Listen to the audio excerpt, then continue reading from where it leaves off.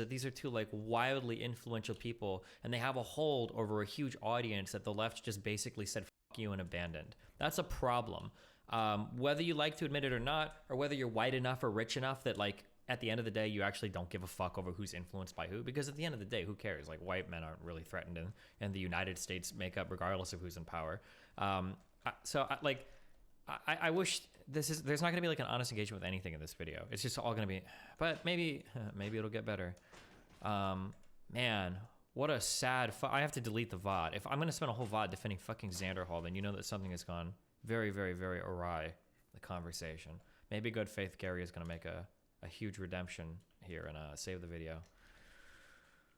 While you're putting your finger in the little hole. Rubber. So where is Zanman getting this impression about us? Well, I have a few ideas. I've gathered some clips together of criticisms made about Debate Bros by the people he's mentioned. These are things that I both agree with and think may be the source of this characterization. Sorry if this is a bit tedious, but I think it could be potentially helpful to have all of these critiques sort of compiled here. To give a little context as to the state of this riveting discourse, during a recent live stream, Hassan voiced some criticisms about the Debate Bros sphere and the audiences it tends to cultivate. Something else that I'm curious about is when we've been analyzing Xander Hall's motivations, a lot of it now, Noah can, because thank God irony has evolved at this point, Noah can hide behind humor and joking for all this. Well, I didn't mean to say that Xander was actually being racist. I didn't mean to say that Xander Hall was being, inflamed. Like, blah, blah, like, he can always say that he was just joking, but like, he's framed Xander Hall, or like, I didn't mean to say that people don't like Debate Bros just because they don't like me. Those were just kind of jokes. I was taking the piss out of Xander Hall. I didn't really like mean it, right? And he can hide behind that irony there, or hide behind the humor there. But now I wonder, when he analyzes like Hassan, somebody who clearly hates Debate Bros because he sucks at debating, because he tried, remember when Hassan started, he was a debate bro. The only reason I even had him on my stream was because of a big debate he had with Charlie Kirk, and it was to prepare for future debates. That should be applauded by everybody. By the way, that's a ridiculous talking point too, because like the Republicans are cutting those programs and then making it seem like it's a positive thing because people have gone off. But it's even like, that is kind of true, but there's a better way to frame that actually. What you say is that your bar for success for the United States is people getting off food stamps? That's the difference between you and me. You want to keep everybody barely fucking living, and I want the country to thrive. Always speak in the positive, right? Yeah, always try to speak in the positive as much as, yeah. No, my point was that like it's not necessarily a good metric to say that 3.9 million people are off food stamps because they didn't willingly get off food stamps. It's because the government decided that we don't want to give this many food stamps away. It's like that's actually cutting government programs and then making it seem like it's a metric for success. That was my perspective. Sure, on yeah, it, it is. But just keep in mind, like your best answers, brevity is so fucking important. If you can hammer home a quick, good, powerful talking point in as few words as possible, it's so much more powerful than having to launch. It sucks because on our side, our answers are all more complicated than just pull yourself up by your bootstraps. So you got to find those simple answers that you can hammer home, right? And he debated on Trainwreck's show, and he debated on the Raj. That's like a big thing that I don't know if it's so much unique to the left, but it's a truism insofar as like how to grow an audience, right? Like you need to have a way of getting your main talking points across in like 30 seconds or less, like all of them, and you need to kind of have that down, and that is where the like Debate Bros, right, have a, I don't know if it's a point or an argument against them, but it's like I think it's the best way to put it is it's a fair critique of the video essayist people. Like when they go to, like, one thing that happens when you do avoid conversations with other people about these things is that then, like, at the very least, at the bare minimum, right, you don't take the time to learn how to phrase your arguments quickly. And if, the right wingers who we think are idiots, but they have a quick phrase, a quick gotcha that sounds on some level like it sounds like it could be true, or it might even sound like it is true, but a lot of them are filled with either false assumptions or they're using like logical fallacies, right? But we need to be able to respond with those kinds of things. And if we can't, then we're going to always appear like we're losing debate. And the reality is of like taking in discourse online is that there are going to be a lot of people who just like they're gonna be swayed by the optics of it more so than the arguments, if that makes sense. And I think that that's something that like lefties don't admit enough, and that we should be more conscious of. Is like, all right, like yeah, like amongst us lefties, it's great to have conversation, like in-depth, nuanced conversations about the issues. And it's not to say that those things aren't important to have with people who aren't in our circles too, right? Like, it's important to have back and forth. But so many people who are taking in politics, and if we want to really make political and societal change, unfortunately, the reality is that like nuance and taking time to explain your positions is like not really an option that we have available to us. We need to be able to get our points across quickly, and I think that's an important thing. Royales, and he debated people on stream in my community and other communities, right? That's where Hassan tried to start at. That's dumb. Anyone can get a fucking like. No, don't do that. You don't want to go to Oh, you privileged little shit. You think everyone intellectually disabled is one thing that we brought up before, but even no. beyond that, Rem, like people who don't have enough time and access the same level of education that you do, that you take for granted with your fucking philosophy degree. Rem, I think it's a totally reasonable so perspective. easily, but instead you said that literally everyone has the money and time to study philosophy. You could have dodged that one, but you ran face first into it, my friend. No, it's I confirmed. agree with Rem that. is canceled. He hates black women. What are you talking about? I absolutely agree with that. No, I you agree don't, with Bram. that Don't before. do this argument. But he sucked at it, and it was bad for networking because he didn't get to collaborate with other large content creators. So I wonder if any of that is going to come up in this video for why maybe Hassan is really critical to Debate Bros, or if we're just going to assume that Hassan is the purest of intentions and is only talking about like the negative or positive effects on the community. Right? Let's see where we go on this. I mean, I don't think that necessarily just because someone isn't good at debate means that they when they start to avoid it, right? Like if I'm not skilled at something, if there's something that I struggle with and I'm trying to create an online presence, like steering away from it isn't necessarily in and of itself like a cop out, right? It's you could say that it's unfair for him to turn around and like dismiss Debate Bros as just being bad because he wasn't good at it, and I guess that's sort of his Destiny's point. So yeah, maybe what I said didn't make any sense. Fuck. I agree, but I also see the downside of never having your viewpoints challenged with opposing views. Yawn. Okay, here's the thing. This notion that you are having your opinions challenged in the marketplace of ideas is a silly one. That would make Ben Shapiro the most intelligent person on the internet. Hey, you're not a man if you think you're a man. And if I call you a moose, are you suddenly a moose? This Okay, is why I absolutely fucking despise Debate Bros. And also remember, it's not about being the most intelligent person, because that's not what matters. What matters is that you have the perception of being the most intelligent person. Ben Shapiro or Jordan Peterson can be wrong about 70 million things, but if people on the internet think that these guys are God's gift to earth or the next coming of Jesus, it doesn't really matter. They may as well be the most intelligent people because they're going to be the ones that have all the sway, all the pull, all the clout, all of the influence, which is at the end of the day what you want. If you're a political person and your goals are politically aligned, influence is what you want, because influence is one step away from power, which is what you're trying to exercise in any political action. Because you don't care about the actual morality behind the ideology that you supposedly believe in. You don't care about the outcomes. You do not have like a well-grounded materialist perspective on issues. You are simply going towards who is the most powerful intellectual gladiator. FD Signifiers Break Bread is a video that covers the history and current state of BreadTube or LeftTube and the barriers posed to non-white creators on this platform. There's a section in this video that had some things to say about Debate Bros. Let's take a look at a clip. And this problem with Debate Bros and their fandom, who understand make up a very significant chunk of LeftTube viewing, including my own, is the problem of most white LeftTube, both creators and consumers, which is for all of the theory and research and outward rejection of white supremacy on paper, the vast majority have not taken the time to dismantle the white racial frame through which they see the world. So even with the best intentions, the behavior I think that that's a very true. I think that that's very true, and I think I don't know what else to say other than just that it is true, and that we need to be more aware of that reality. I don't know. There's not really an argument to be had. and viewpoints born out of this space is still going to be rooted in racist frameworks unless the concept of whiteness is addressed. Essentially, if you read Marx and Trotsky and Gramsci and Sales teams have it tough. Pandadoc is here to make things easy.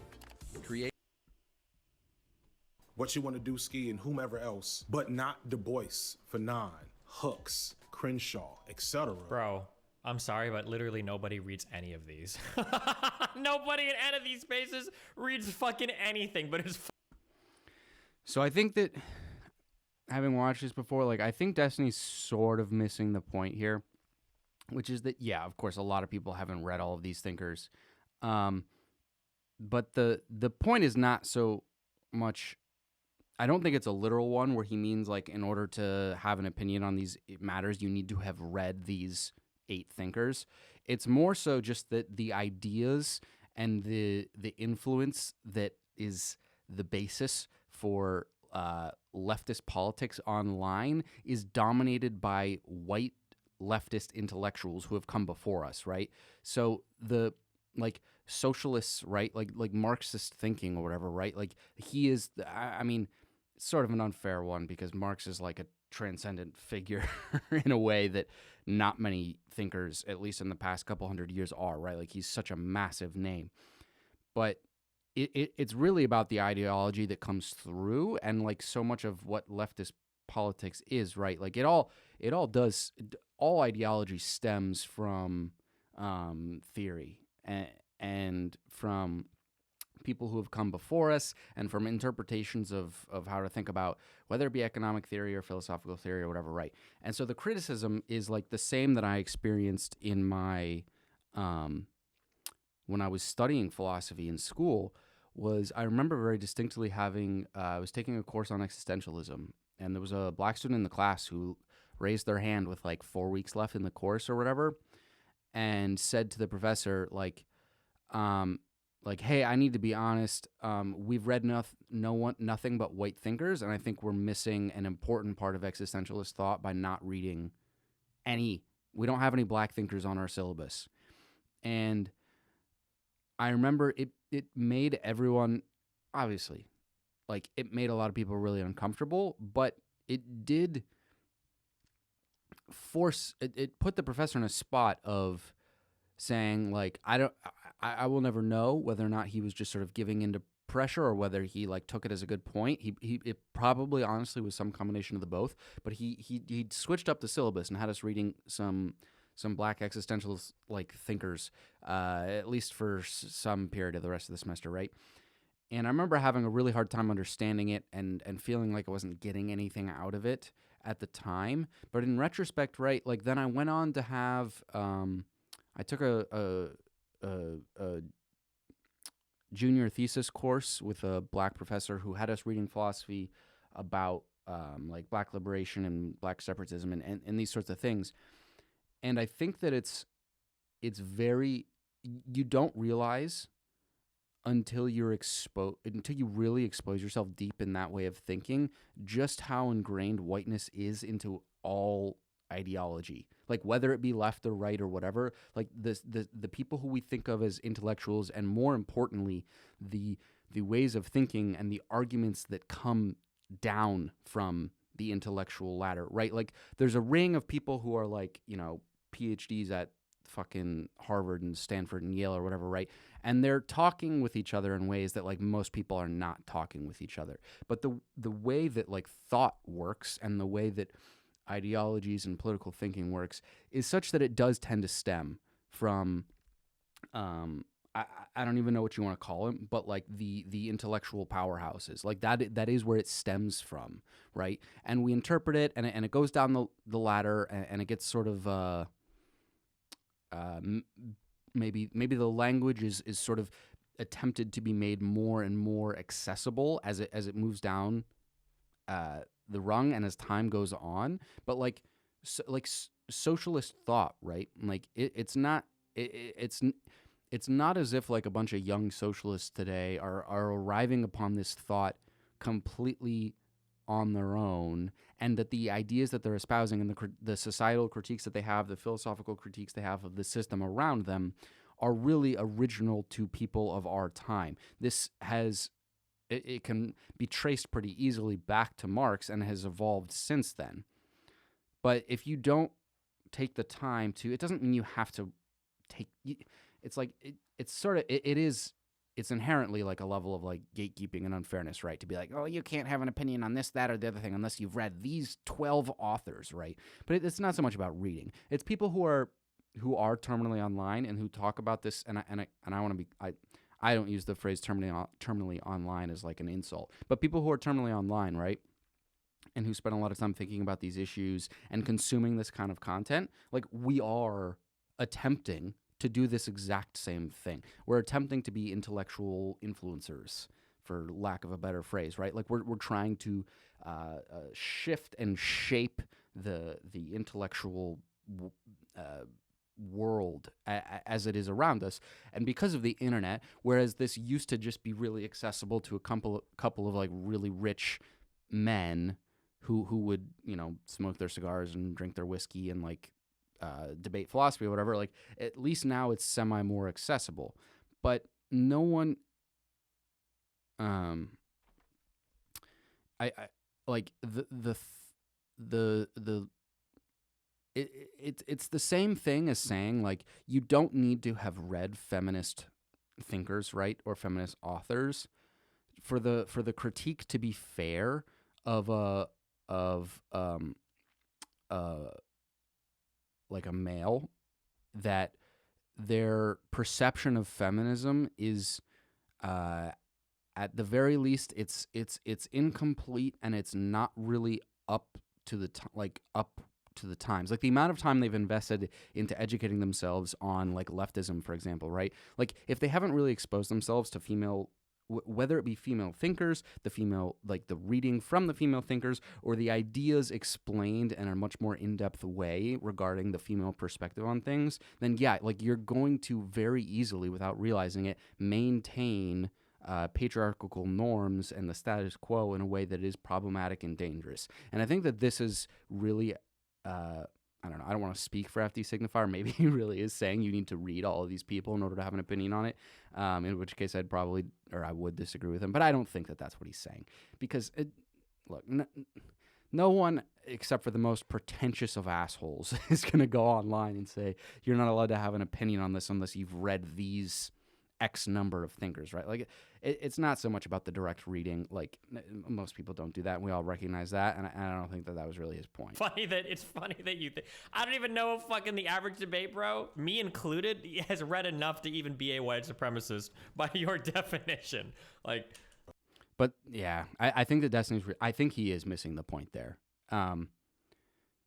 It's not that white thinkers are all white supremacists, or that he thinks that the people that he just listed were white supremacists in their ideology. It's that when you surround yourself, when you live in a world, right, we all acknowledge that structural racism and systemic racism and just racism, anti-black racism, has existed in the United States for its entirety, right?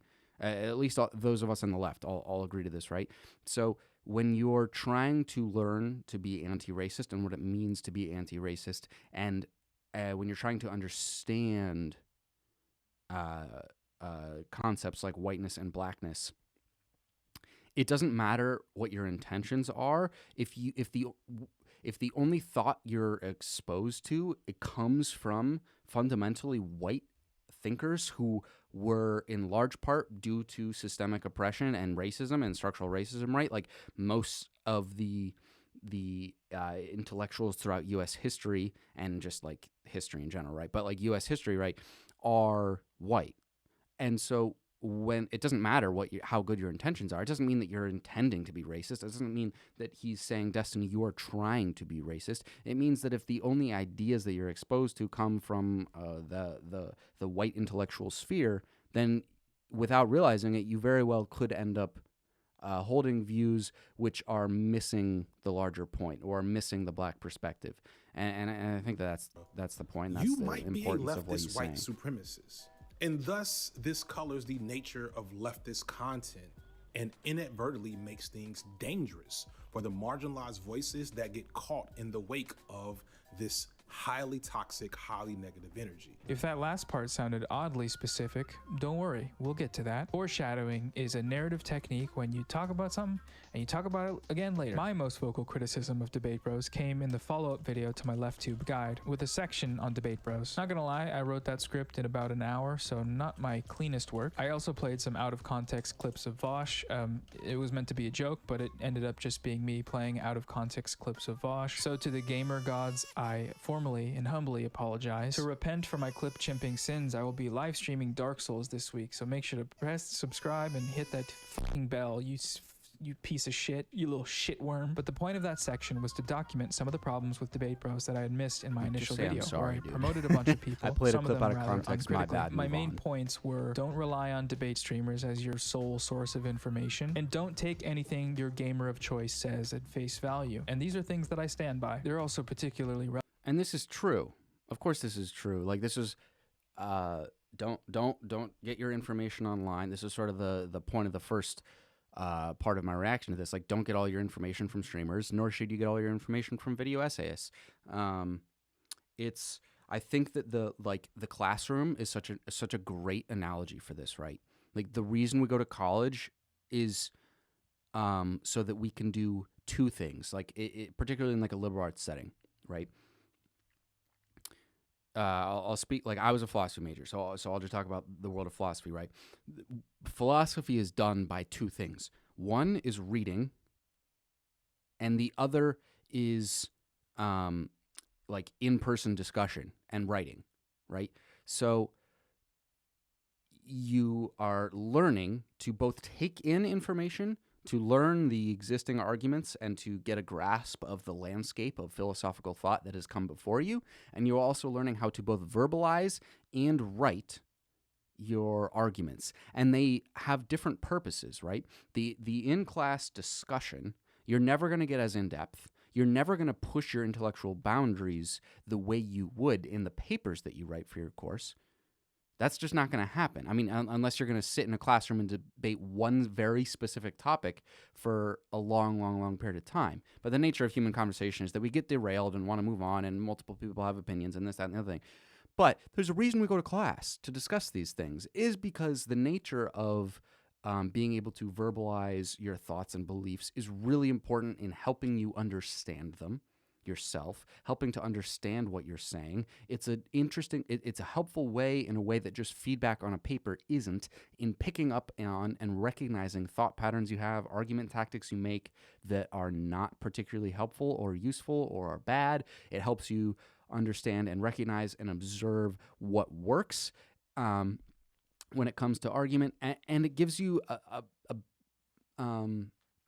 like, there is real importance there's like the practical importance of, like, if you're trying to, if philosophy and politics are all about like power and influence, right?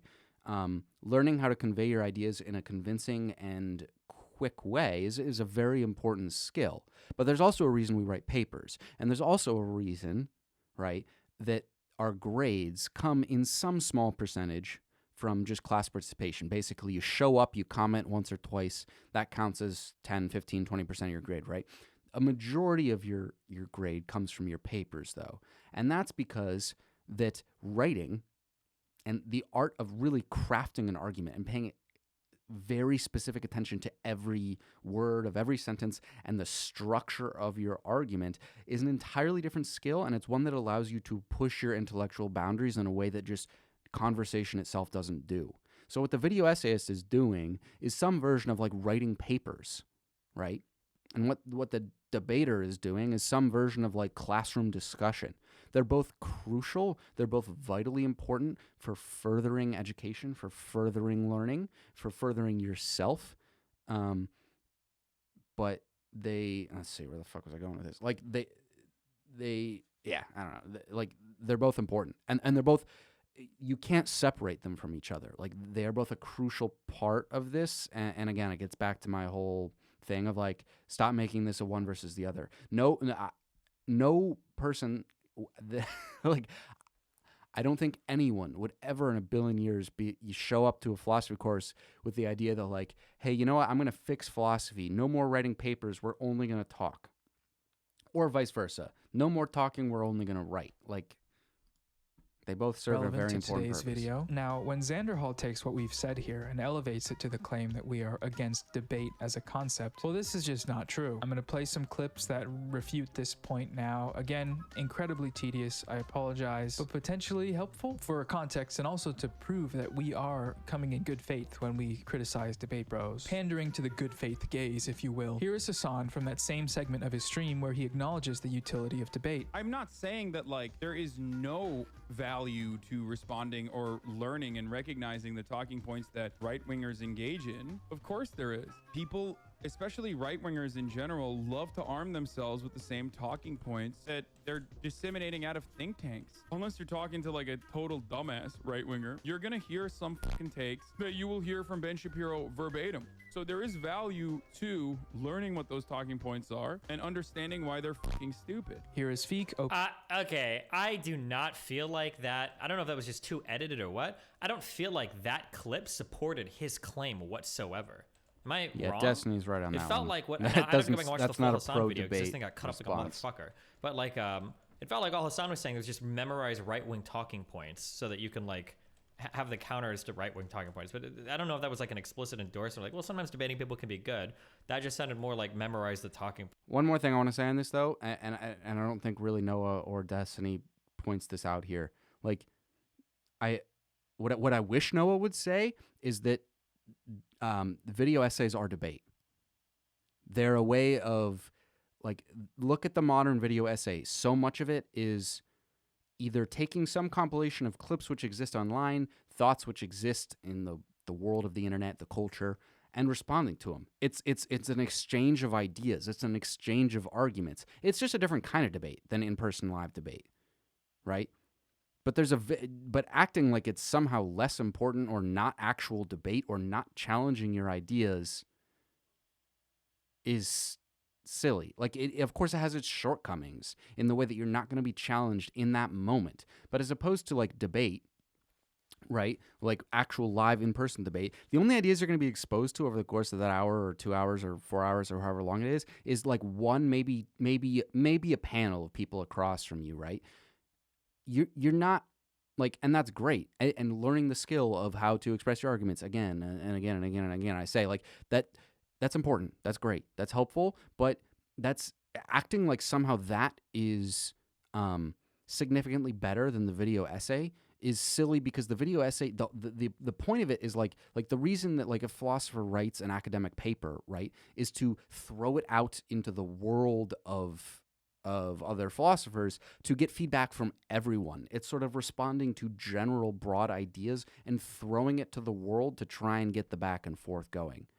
And this is how the majority of like academia works. It's not like philosophers flying across or political scientists or psychologists or sociologists or whatever, like even like science people. Like there's a little bit of it, but it's not really the majority of their exchange of ideas and their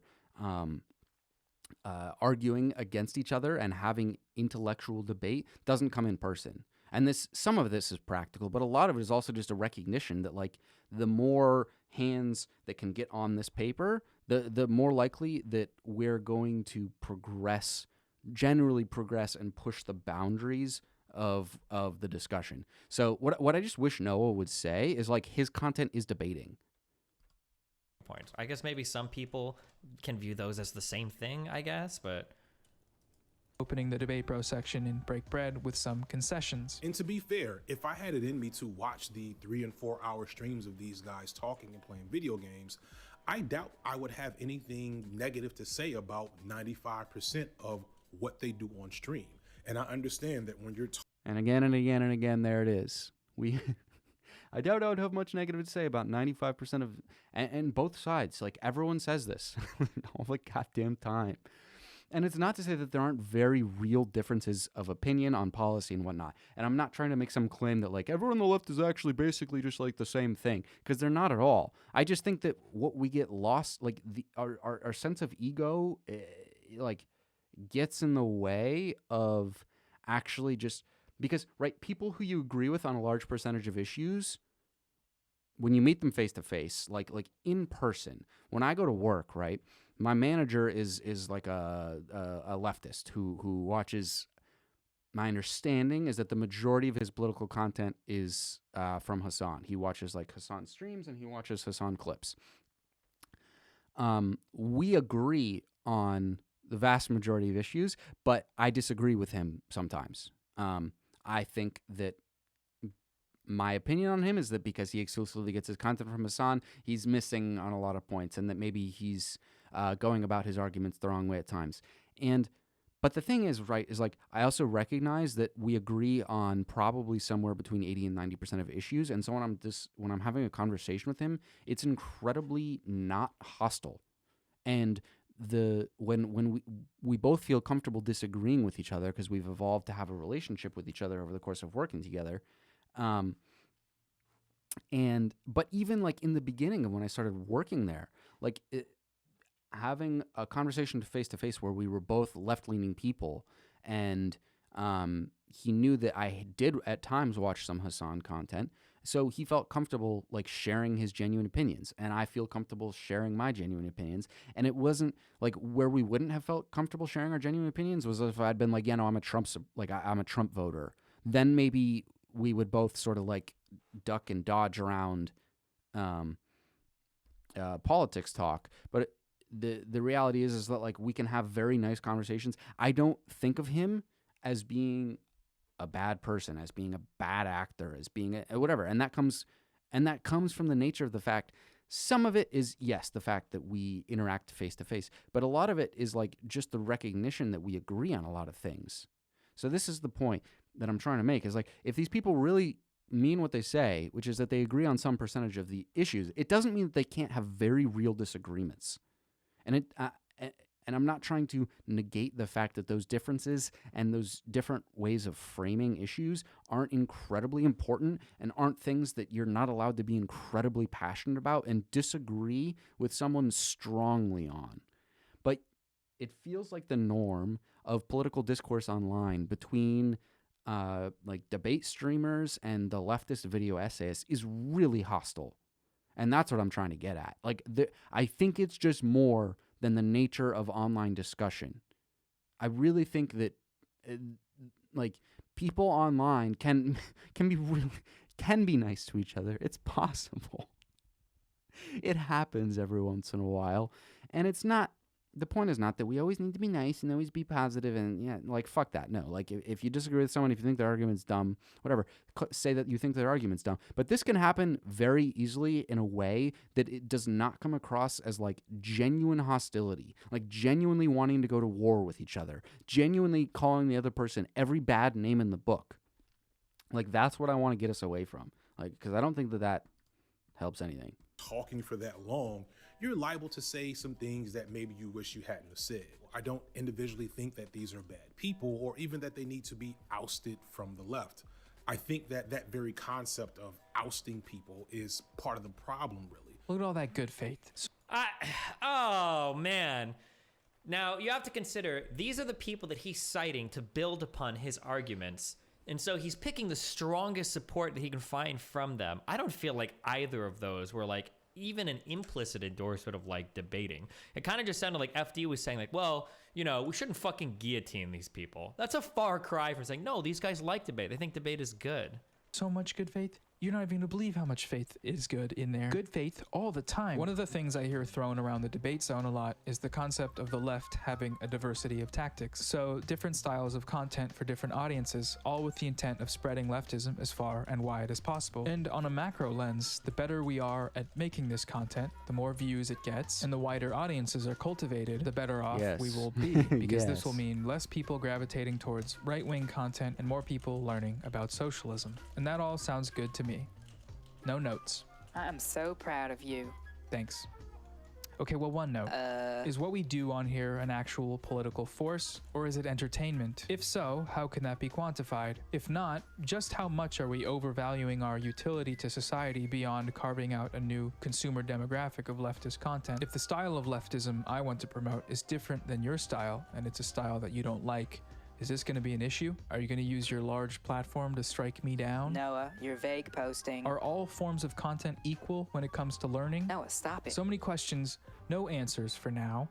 Okay, that was weird, man. What, have you never heard of the Socratic method? Oh, okay. Yeah, never mind. I like it. I like that a whole lot. Okay. So this is like my second, maybe third time watching this through. I'm not sure I fully understand Noah's point there. Like, I think that the diversity of tactics thing is like the majority of what I've talked about the prior video and up to this point, right? And maybe I'm framing it in a new and interesting way. Maybe I'm not. But was he sort of trying to imply that like it was like raising the question of like, just because diversity of tactics is good and real and important, that that it doesn't mean that there can't be better ways of promoting leftist content online, and that basically like his way of doing it is good and Destiny's is bad. Like, that's where I just get into like, dude, like when it comes to that kind of discussion, you like, there's no other option other than to go on a case-by-case basis. Because there are video essayists who do incredibly good work. There's video essayists who do incredibly bad work. There's streamers who do incredibly good work and streamers who do incredibly bad work. Like, this seems like a non-point. Oh, that's so good. All right. Briefly, I would like to take a deep dive into an interaction I had recently that I think might be helpful for illustrating some of the problems with online communication. Wait, can somebody link me his Twitter? Does this guy have me blocked? Twitter and Samson. Because I'm putting 100%. Oh, I'm not blocked. Pride about race showing it. Oh, but he always does it like super ironically so that he can always say that it's like, it's always a joke. He hides behind that. It's like the Sam Hyde defense. Specifically regarding the topic of debate. It's a little detour, but stay with me. So I tweeted this a few weeks ago, saying that basically I do not think white genocide is something that we should be debating. Oh, because this was in regards to, I think, me and Lauren Southern talking, maybe? Because he's responding to Dylan Burns' tweet where I think Dylan was defending me about this. God, it is so cringe when I was like, oh, that's not a topic worth debating. Really? There's a lot of people that might disagree with you. Oh, it might have been the Mark Kalla debate, yeah. The long debunked white supremacist talking point about the white population being eradicated through immigration. Gary, I need you. Hey, y'all. Explain to them why this tweet is a problem for you and your people over there. Gladly. In the debate sphere, there's a conception of the archetypal Twitter lefty that says things like, human rights aren't up for debate, or it's not my job to educate you. This, in our minds, inhibits the left's ability to argue for concrete policy positions, because if we can't have difficult conversations, we can't solve difficult problems. This might have been what Xander Hall was referencing when he was talking about you being unwilling to debate. This tweet plays into that stereotype and makes you look really dumb. That's me quoting them. I don't think you're dumb. No, I think you're a nice enough guy. Thanks, Gary. Maybe it'll be useful if you just clarify what you meant here. Sure, Gary. Sounds good. As long as racist and fascist and other bad ideas exist, they should be challenged.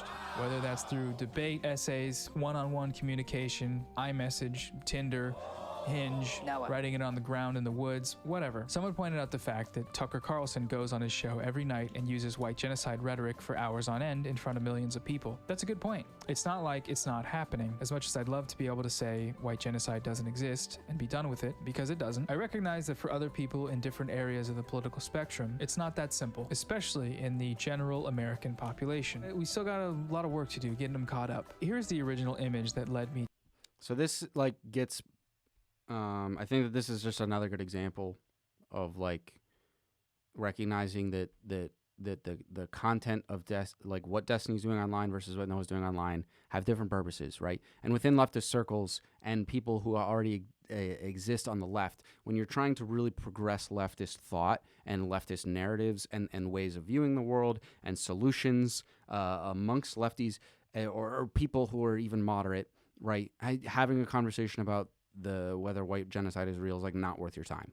It's like amongst your left-leaning friends, like having a conversation about race realism. It's like, if we're surrounded by a bunch of people on the left, then like, no, like, yeah, we are giving life to something which doesn't deserve life because of how stupid and bad and dangerous it is. But that's not what Destiny's trying to do. Destiny's saying like, yeah, no, there's a fuck ton of people who are really wrong, but there's a fuck ton of people who do believe it. So yeah, I'm gonna like debate them on it. So like, I don't know. I just feel like those are both fine things, and they don't contradict each other necessarily. And I feel like it's presented as if they clearly contradict each other, when I don't think they have to. To tweeting this. This image to me is what sociologists might call sussy-wussy. Two white dudes on a live stream titled Debating White Genocide. Racism, is it really that bad? Noah, I can understand why this looks problematic to you, but the thing is, those dudes were actually providing arguments against it. Right. And that's good, right? Yeah. Somebody's got to do it. I suppose that's true. However, my disdain for the idea of still having to debate things like white genocide comes from somewhere. Mainly, it comes from the part of me that feels like the real-world significance of de-radicalization. I think where it comes from is frustration with people who believe it's real. Right? You're frustrated that it is a conversation that's being had. And that frustration is fair and valid and makes all the sense in the world. Right? It's frustrating that we very routinely feel like we need to defend at minimum, like, the existence of gay and trans people, right? Like, it's really fucking frustrating, but we have to do it. Someone's got to, like, it needs to be done, because we're not gonna just ignoring all the people who have bad and backwards views on it isn't gonna make it go away, right? Like, it's just going to further people down echo chambers, and we're not really going to solve the problem. We need to be able to call each other out on our bullshit. By YouTube content has a tendency to be overstated online. Or, to put it another way, converting to leftism by consuming debate content can come with certain side effects. You might have had a de-radicalization experience thanks to someone like Vosh or Destiny or even Xanderhall, God help you. And that's great. Seriously, I'm not here to knock on that. The less alt-right, the better. But my concern is that by staying in these spaces, it becomes easy to maintain habits of consumption that can inhibit your ability to recognize the reactionary tendencies that you or the people around you might still hold. Noah, echo chamber characteristics can be found in any online community, right? That's the basis of how they form, by bringing like-minded people together. There will always be issues like the ones that you mentioned. That's true, but the Debate Bro ozone echo chambers seem to have a uniquely grating effect due to their highly charged environments, massive platforms, and self-appointed status as the gladiators of online anti-fascism. One of the biggest problems back in 2014 and 2016. Yeah, I mean, I think I would challenge Noah a little bit on that one, right? It's like, because you could just so easily say it about leftist video essayists, like you could come up with a group of similar things where it's like one of the things that Destiny gets really triggered by, right, is like this, like, constantly hiding behind like quasi humor, sarcasm as a way of like not ever being held accountable for the things you say, and like all sorts of like kind of cheesy, shitty, bad ways of talking about debate streamers. That's not completely fair, because you're knocking people you disagree with amongst your in-group, amongst your circle. And like, what I wish, and I know it's not realistic and it's not easy to do, because it takes sort of everyone doing it in order for it to work, and it's like anyone who takes the first step is going to get shit on. But like, I wish online we could just like talk more about the nature of the fact that, like, yeah, within our own circles, we're going to make jokes, we're going to have ways of talking, we're going to exist within a certain level of like echo chamberiness, where we're going to say things that, like, to those on the outside are going to clearly come across as unfair or uncharitable and bad arguments.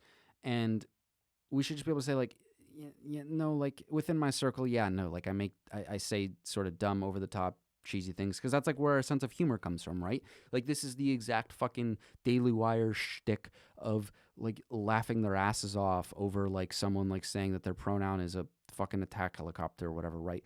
Like, in reality, they know that they're being obnoxious about it, and none of them are concerned about whether or not people are identifying as fucking Apache attack helicopters.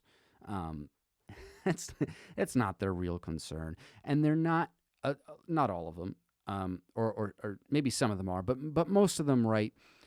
If you sit down and listen to what they say, I'm not saying that they don't espouse a lot of really transphobic shit, but when they're having a conversation with like a lefty on it, they don't use the same rhetoric and they don't talk in the same way. And this is true of everyone. This is absolutely true of everyone, and I don't think that that has to be a bad thing.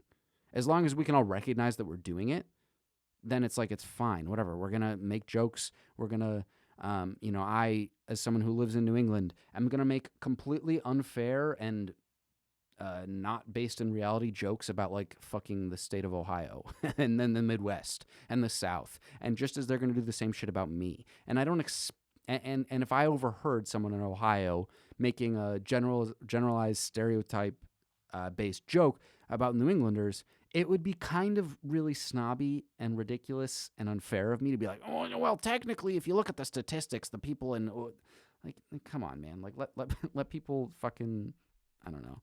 Because there were let no them feel lefties comfortable and online make jokes in who their own weren't, community. It's like, it's insane to say, no, we don't actually believe that all white people are evil and we don't want to do this, and this that you claim we want to do. It wasn't until people like Destiny and Vosh and me and Chud Logic and Demon Mama and just like left-wing debate people came along that argued against those effectively. It does suck that like the state of the debate on this is still such that the interpretation of like what a lot of leftists are saying regarding like the problematic nature of whiteness within the online left is still such that it's frustrating that we can't make the distinction between saying, because it's the exact argument that they're willing to make when they're debating conservatives about the nature of structural and systemic racism. The point is not that every American is racist, not that every white American is racist. In fact, if that were so, then we wouldn't just be talking about like systemic structural like it would it would be we would be saying much stronger things than like, yeah, no, you need to like look at the subtext and like the context of what's going on. Like there would be laws which explicitly used racial language and this, that, the other thing, right? Like, so in order for systemic and structural problems to persist, it doesn't even necessarily mean that any given individual within that structure or system needs to hold that problematic view, right? There are police forces made up of there's maybe there's not, but there's like a hypothetical police force made up of entirely left-leaning, liberal voting police officers, and Destiny and Xander Hall and the rest of them, I would hope, would still be willing to acknowledge that acting like just because that is the case, that police force cannot act and carry out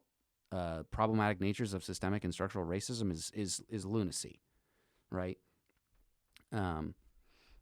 So yeah, when we're talking about like whiteness, the white lens of viewing the world and politics within liberal white circles as being a problem, no one's saying all white people are bad, all white people are evil. We're saying that whiteness, as it pertains to white people, is not being discussed in the relevant, being discussed in an honest and genuine way. We're not really letting ourselves dive deep enough into the nature of what it means to combat structural racism, I guess is the point. I don't know if that makes any sense. That you really started to see that narrative start to get pushed down. There are a few examples I could use here to illustrate my point, but why don't we start with Xander Hall? Sorry, guy. There's a new lol cow in town, and it isn't a feminist gaming journalist this time. It's you, Xander, Alexander Hawley Ocasio-Cortez. Buying Tesla, Apple, Amazon, or any other tech stock is a devastating financial mistake.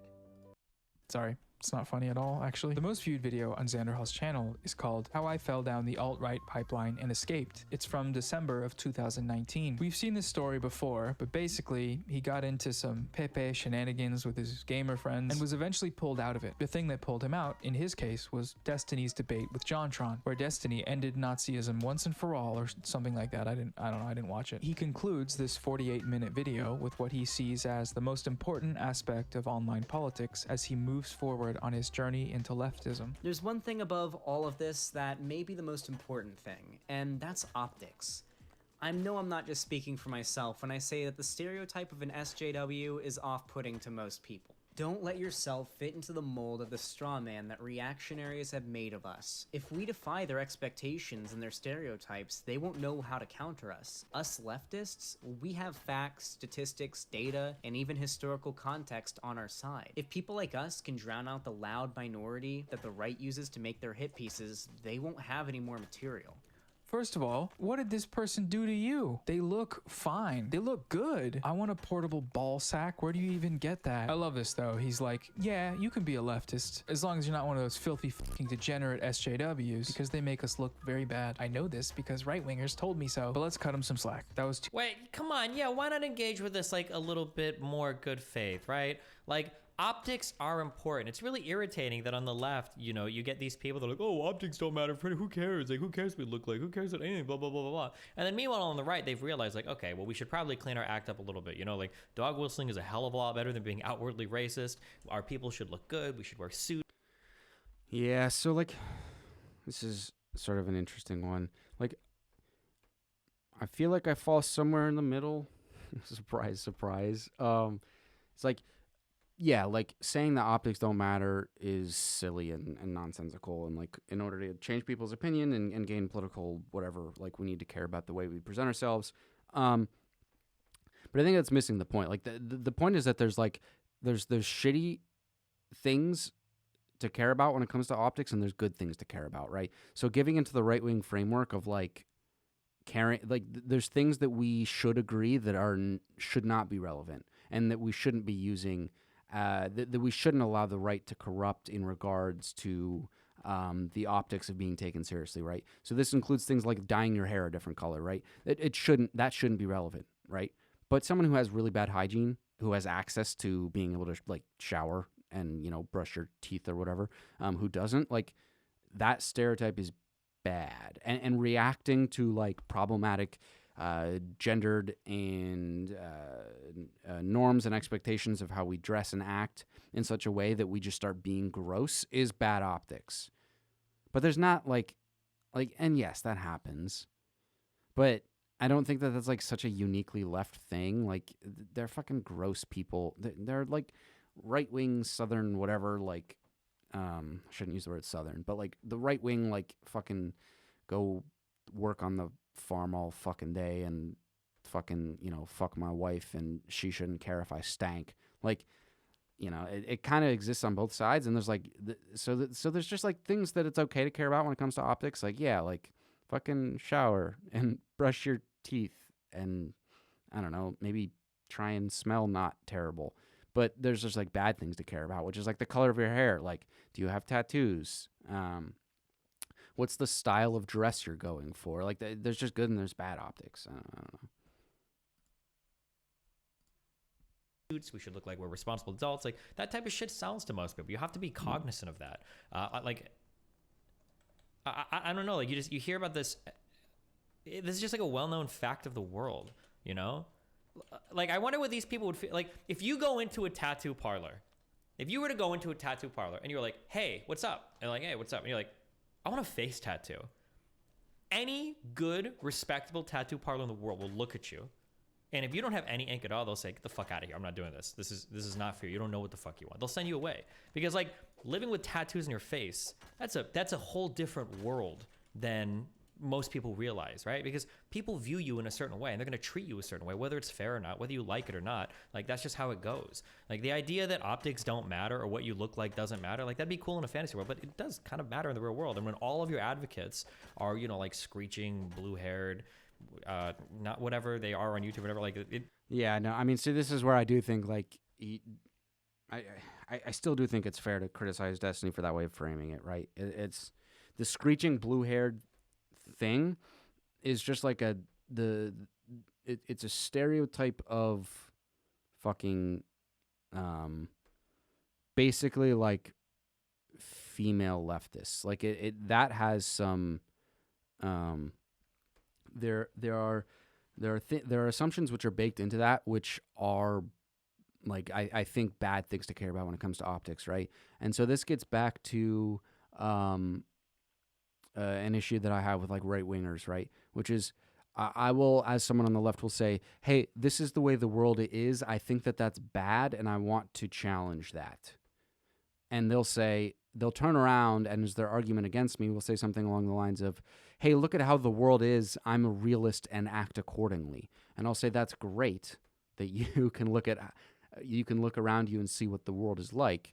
It's exactly what I'm trying to do. It's exactly what I'm recognizing. I'm not trying to sit up here and dismiss the idea that if I dye my hair blue and get a fucking face tat, I'm not making the claim that no one's going to immediately look at me different or treat me differently. The argument is that they shouldn't.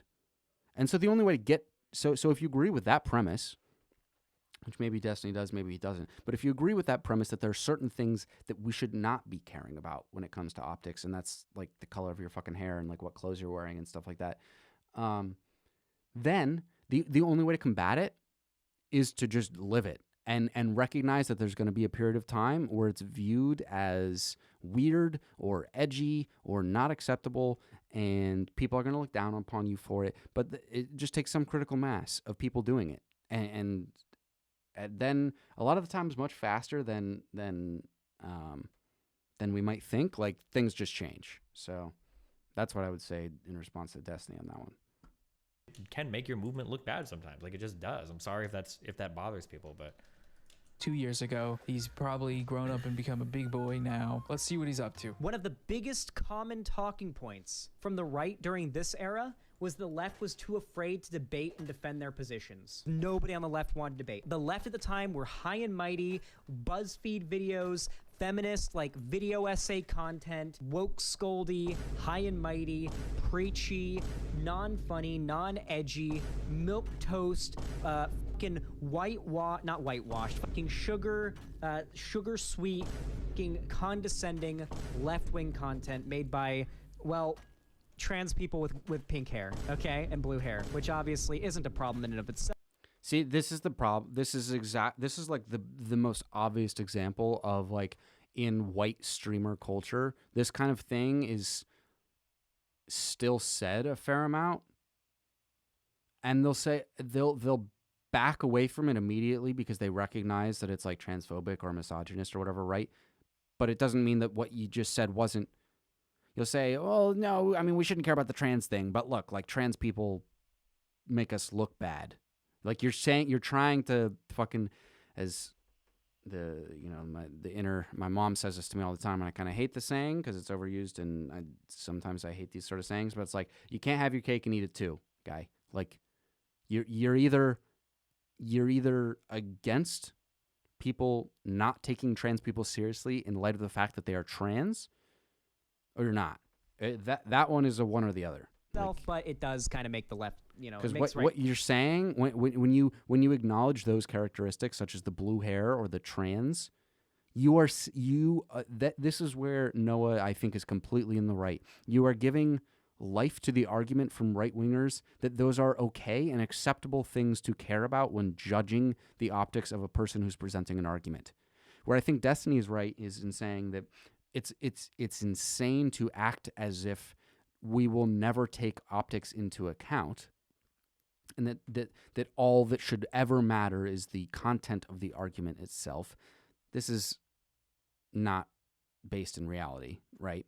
You don't get to, like, you don't get to show up to a fucking, give a speech or whatever and, like, just be naked and, like, expect that people are going to like, there's going to be certain things, and the line is always going to be moving, and it's going to be changing, and things that we agree upon right now as things which are acceptable to care about when it comes to optics, we might societally change our mind on, like, 10 years from now or, like, 100 years from now, whatever. But that doesn't change the point that optics are always going to matter. The point is just that there are good optics. They're good. It's not that there are good optics and bad optics. It's that there's good things to care about when it comes to optics and bad things to care about. And so at any point when you're having a conversation about optics, to even mention in the context of the people who you're talking about as giving bad optics, trans folks, non-binary folks, people with their hair dyed,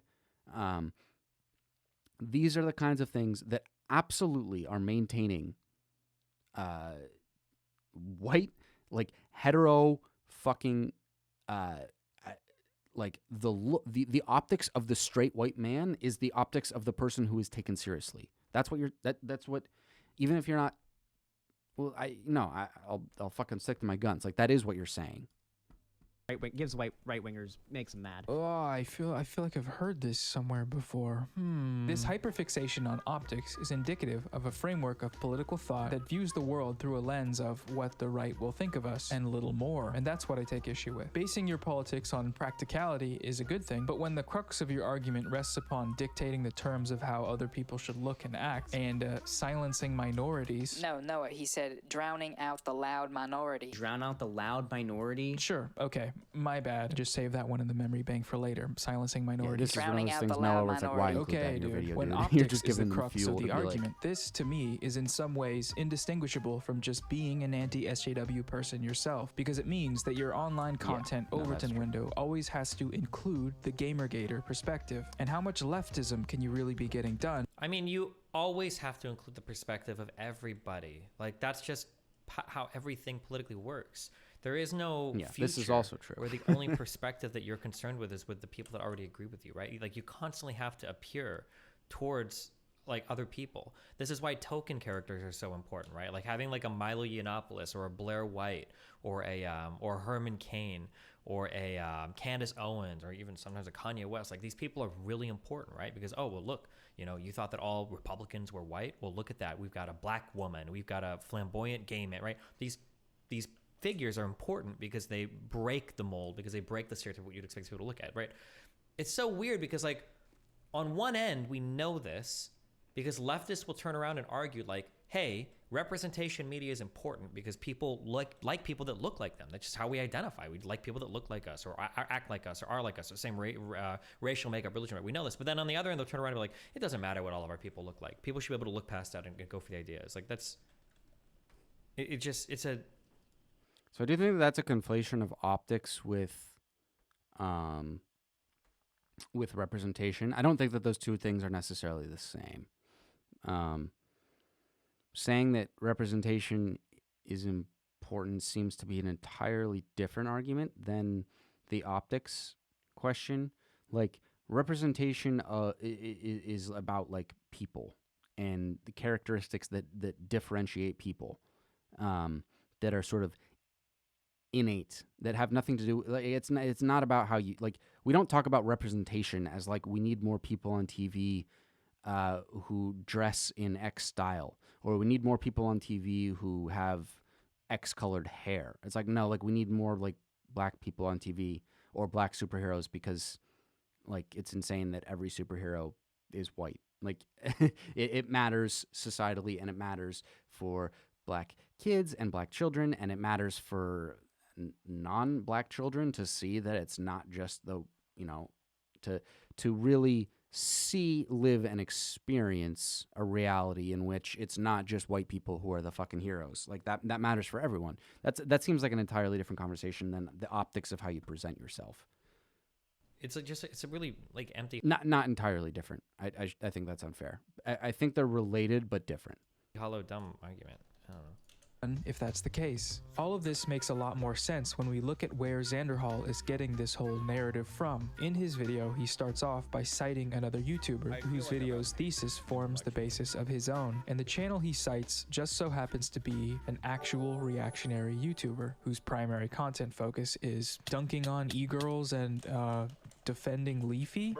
Oh my god. So what's going on there? This all reminds me of last year when he wouldn't stop saying ableist slurs despite his community's objections to him doing so. His reasoning was that gamer language such as this is more effective at bringing people over from the right. It only took about 12 debates and 7 response videos for him to eventually stop. Hyperbole, strike 7. He did stop, and that's good, but not without it requiring severe pushback from multiple different creators. Xanderhal does... Wait, why is this even a bad...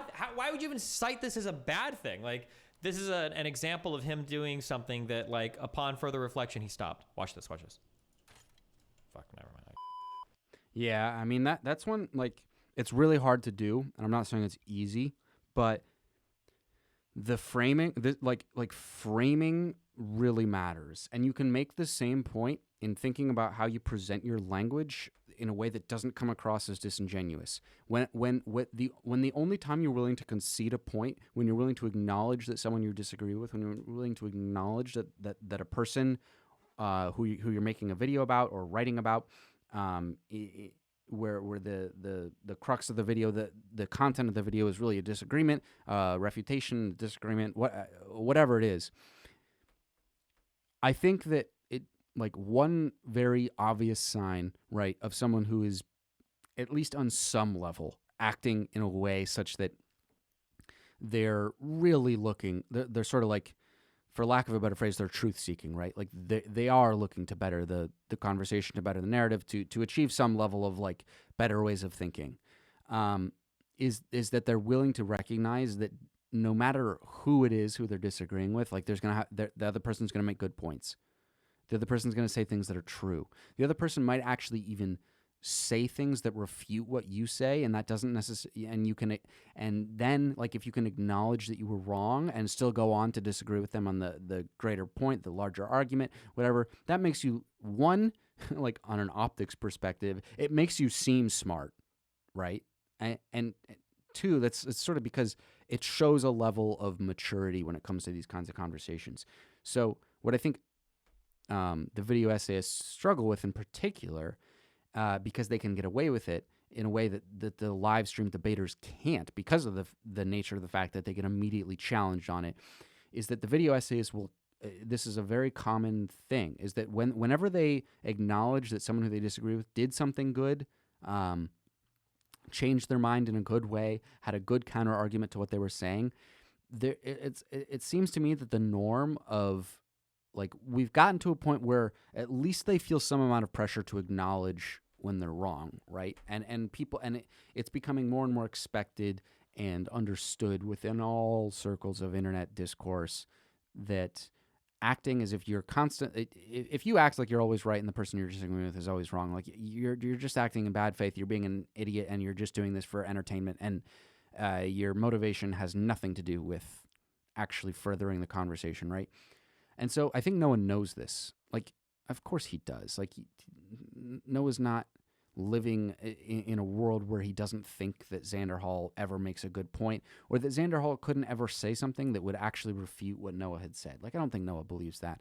But the way of framing your, I don't want to use the word compliment, but like your recognition of the fact that Xander Hall did something good, like you need to just, in order to get people to really engage with you, like, really, if you're trying to change the mind of someone who is on some level pretty like-minded, like a Vosh, or Xander Hall, who describes himself as a leftist, or even Destiny, who's on the left, like, Noah, if your goal is to really engage with these people, you need to be able to just say, yeah, no, you're right, end of sentence.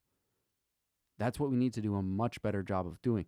Everyone needs to do a better job of it, but this is disproportionately a problem in the video essayist whatever, because of the fact that they're not immediately challenged on it in such a way that if this were a live conversation between Destiny and Noah, this would not be a moment in the conversation where Destiny would let Noah keep speaking. He would immediately say, Noah, stop. Just admit that he was right, and then we can move on. If you have further criticisms of him still, that's totally fine, but it comes across as disingenuous, condescending, and demeaning when you always follow immediately, like not even like a sentence to breathe in between. It's like a okay, yes, this was good. It's like you're not even finishing the sentence. You're putting a fucking comma before you immediately go on to say that, like, but this was still kind of bad or something, right? Like, so. Like, if he changes his opinion, who cares? Like, what? Well, Let's I mean, go like, on to say, I guess not necessarily who cares, but like, say that optics aren't everything, and that it's okay to be trans or something. Trans people with pink hair, but I'm more so talking about the attitude, not like the optics of who's advocating for what, right? That doesn't matter. I don't believe in the idea that like we should relegate certain identities.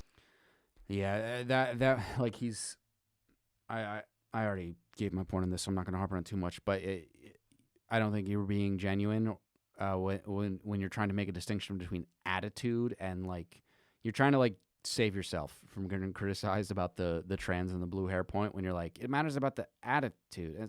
Well, Jesus Christ, like, trans people are fucking victim of like systematic oppression, right? Like against trans people. Like trans people are not treated equally with with people who God, I'm blanking on the fucking word. With cis folks, right? Like they're not. And we on the left all agree on this, right? So acting like it's unfair for them to have an added, I don't know. I'm falling into the trap of like kind of straw manning his point, but like it's not a good distinction, and it's one that I think is like actually still that one does like very tangible, very clear and direct damage to the conversation. To the sidelines because their identities are like bad optics. I don't believe in that. Okay, optics are important, but they're not everything, right?